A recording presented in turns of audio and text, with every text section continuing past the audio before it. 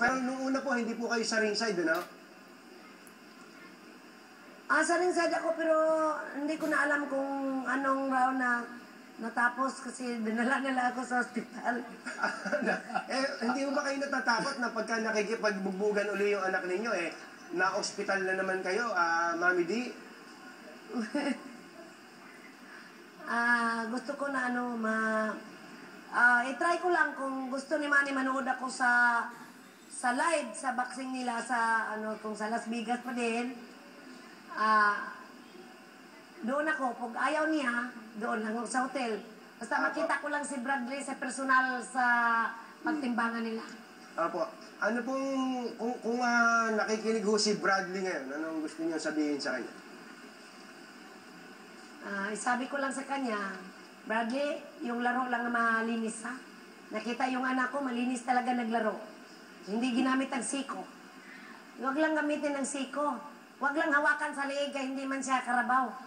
Huwag lang hawakan sa liig, sintok ng likod-likod at hinayaan lang sa referee nyo da. Apo.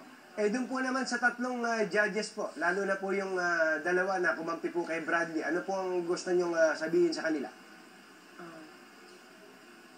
Mas mabuti, fair play ang laro. Hindi lang tayo magdaya sa score. Kailangan fair play. Okay na lang. Tingnan mo ang nanalo. Gikarga ng wheelchair. Ay, nako talaga.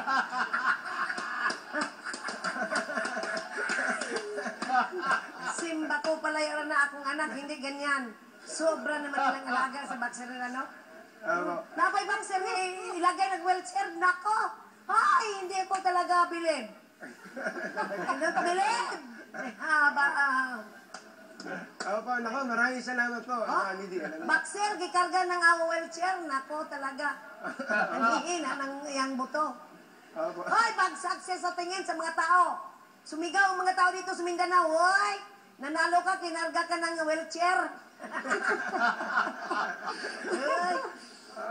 Mami D, maraming salamat po sa inyo. Sarimat, pag-imanda ka.